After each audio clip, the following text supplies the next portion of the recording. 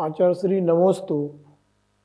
अरिहंत जैन विजयनगर से शंका कर रहे हैं कि कुछ साधु रक्षा सूत्र बांधते हैं और कुछ साधु कहते हैं रक्षा सूत्र नहीं बांधना चाहिए। क्या आगम में इसका वर्णन है? कृपया शंका का समाधान करें। नमोस्तु आचार्य श्री।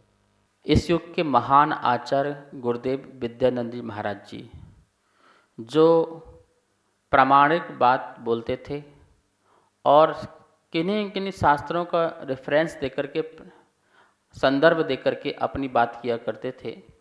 यही बात मैंने गुरुदेव से कही थी कि ऐसे कितने ही लोग हैं कि जो रक्षा सूत्र को बाहर निकलवा देते हैं या कुछ लोग होते हैं बंधवाते हैं। तो उन्होंने कहा देखो, शास्त्रों में जो रक्षा सूत्र होता है उसका बांधने का प्रसंग प्राप्त है। और उन्होंने ये भी बताया था कि रक्षा सूत्र जो है कितने लड़ी का होना चाहिए, कितने तंतु उसमें होना चाहिए और इसका माप कितना होना चाहिए और किस कलर का होना चाहिए। मैंने कहा गुरुदेव मुझे बताओ, मुझे सुनना है। वो बात तो बहुत अद्भुत थी। उन्होंने एक श्लोक बताया, मुझे शास्त्र का नाम नहीं पता पर श्लोक सुना देता हूँ मैं आपको। द्वासांग मात्रेण सप्तविंशति तंतुभि हरिद्रा कुंकुमालिन त्वं कंकणम व्रतबंधनम। ये श्लोक था।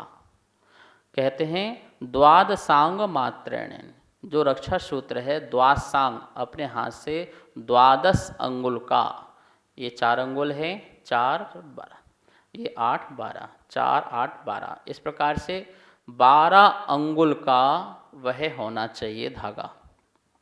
ठीक है, द्वादशांग मात्रेण वो किसका प्रतीक है? द्वादशांग का प्रतीक है। अपने यहाँ पर श्यादवाद वाणी भगवान की है, वो द्वादशांगमय है। तो द्वादशांग का प्रतीक वो एक धागा है बड़ा। सप्तविंशति तंतु भी, सप्तविंशति 27 उसमें तंतु होना चाहिए। 27 प्रकार के तत्व होते हैं। उसका प्रतीक कौन से 27 तत्व आ गए? 6 द्रव्य, 9 पदार्थ, 7 तत्व और 5 अस्तिकाएँ। कितने हो गए? 27 हो गए टोटल। 7 तत्व, 9 पदार्थ, 6 द्रव्य और 5 अस्तिकाएँ। बस पूरा का पूरा द्वादशांग की वाणी इसी में समाविष्ट है। तो वो कहते थे सप्तविंशति तंतु भी, 27 तंतु होना चाहिए। मतलब कि उसके जो धागे छोटे छोटे रेशे होते हैं, पतले पतले रेशे होते हैं, वो 9 अलग अलग कर लो, 9 तिया 27 और 9 को 1 बना लो, फिर 9 को 1 बनाओ, फिर 9 को 1 बनाओ। कितने हो गए? 3 बन गए। बोले इन तीनों को फिर मिला दो।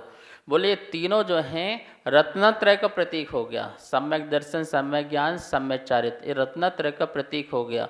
और तीनों को मिला करके बोले गांठ बांध दो, अभेद रत्नत्रय हो गया। क्या हो गया? तीनों को बांध दीजिए और ये अभेद रत्नत्रय का प्रतीक हो गया। इससे क्या होगा? हम अपनी रक्षा आत्मज्ञान से करेंगे, सम्यक ज्ञान से करेंगे, आगम से करेंगे। इस उद्देश्य से हमको भगवान पर और भगवान की वाणी पर श्रद्धान है, इस उद्देश्य से। और किस रंग का होना चाहिए ये भी कहा था। हरिद्रा कुंकुमालित्वम, या तो हरिद्रा हल्दी का रंग का या कुमकुम लाल रंग का। इस प्रकार से 2 रंग के जो हैं।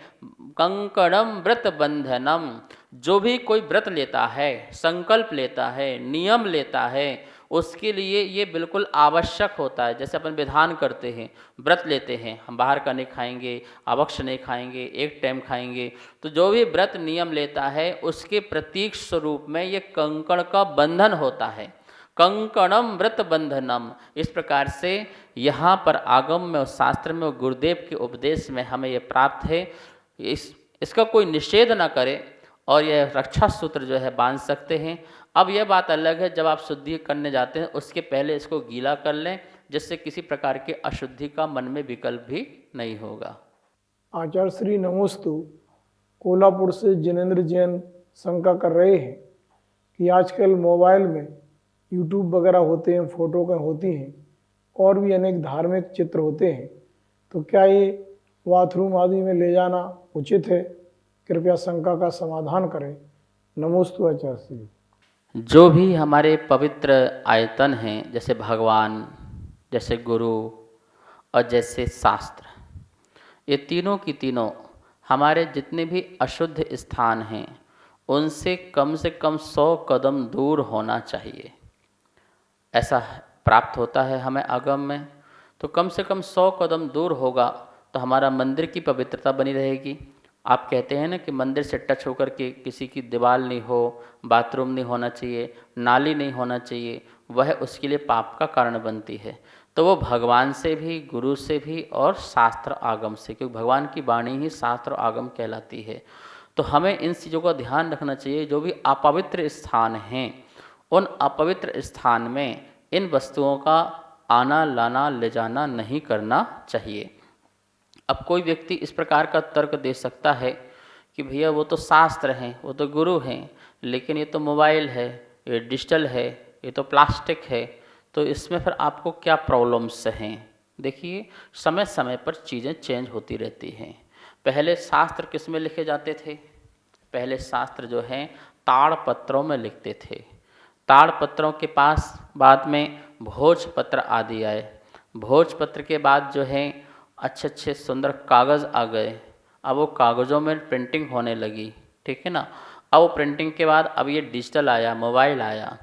चीज़ जो ताड़पत्र में थी वो कागज़ में है, जो कागज़ में थी अब वो डिजिटल में है। वो वस्तु तो आगम तो उसी सब में एक सही हो गया ना। तो चाहे आप वो ताड़पत्र ले जाओ, चाहे वो मोबाइल ले जाओ, आप तीनों चीज़ों को यदि अपवित्र स्थान पर ले जाते हैं तो उससे जो है हमारे जो हैं गलत चीज़ है, मेरे भाव से गलत चीज़ है। इसलिए मैं कहना चाहता हूँ कि जब भी आप टॉयलेट आदि जाएं, बाथरूम आदि जाएं, तो इन चीज़ों को मत ले जाएं। उसमें देखो आपके भगवान के, देवी देवताओं के, शास्त्रों के न जाने कितनी सारी फ़ोटोज़ होती हैं, बुक्स होती हैं, पुस्तकें होती हैं, भगवान की फ़ोटोज़ भी होती हैं। ये सब चीज़ें को हम जो है ले जाते हैं और ऐसे ही ध्यान रखना है, हम ज़मीन में भी रख देते हैं। आप ज़मीन में रख दिया, पैर में रख दिया, नीचे रख दिया, अब वो शास्त्र नीचे रखा हुआ है, ठीक है। या तो फिर आप मोबाइल में रखो ही मत, पढ़ो और डिलीट करो, पढ़ो और डिलीट कर दो। डिलीट करने में कोई पाप नहीं लगेगा क्योंकि उसे आप फाड़ नहीं रहे हो, ठीक है ना, गायब कर रहे हो जादू मंत्र से, हैं, इसलिए आपको कोई पाप नहीं लगेगा। तो आप जो हैं या तो उसको अलग करो, पढ़ के अलग कर दीजिए। लेकिन यदि आप रखते हैं उसमें कुछ ऐसी वस्तुएं तो उसको सम्मान जो है ऊपर रखिए, क्योंकि आप उसका सम्मान नहीं, उसमें रहने वाले जो शास्त्र है, आगम है, भगवान की फ़ोटोज़ हैं, उसका सम्मान कर रहे हैं। सिर्फ सब कुछ भावों से होता है। कहीं ना कहीं हमारे द्वारा अज्ञानता में भी अभिनय होती है। ज़रूरी नहीं उसमें भाव वर्तमान में आपके अभिमुख हों, लेकिन वो अज्ञानता का अभिनय और अनादर हो जाता है, जिससे पाप का बंध हो जाया करता है। तो जितनी सावधानी रखोगे, जितना विवेक रखोगे, उतने ही हमारा पुण्य का बंध होगा और संसार का अंत होगा। सभी को सादर जय जिनेंद्र। पूज्य गुरुदेव के मुखारविंद से आप सभी की शंकाओं का नित्य समाधान आगम के अनुसार किया जा रहा है और ये इसका प्रसारण आदिनाथ टीवी चैनल के माध्यम से हो रहा है। अगर आपके मन में किसी भी प्रकार की कोई भी शंका है तो आप हमें नीचे दिए गए नंबर पर बेझिझक भेज सकते हैं और आपकी शंका का समाधान पूज्य गुरुदेव के मुखारविंद से आदिनाथ टीवी चैनल के माध्यम से किया जाएगा।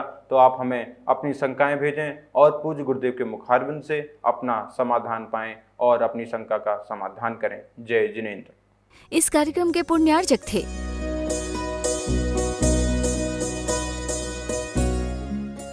इस कार्यक्रम के पुण्यार्चक थे श्री खंडेलवाल दिगंबर जैन मंदिर, राजा बाजार, कनॉट प्लेस, नई दिल्ली एवं श्री खंडेलवाल दिगंबर जैन मंदिर, वैदवाड़ा, दिल्ली के अंतर्गत खंडेलवाल दिगंबर जैन पंचायत, दिल्ली। जिनेंद्र जैन नरपतिया अध्यक्ष, धीरज जैन कासलीवाल महामंत्री, विजय लोहाड़िया विक्की उपाध्यक्ष, गौरव पाटोदी मंत्री, विनोद पांड्या कोषाध्यक्ष।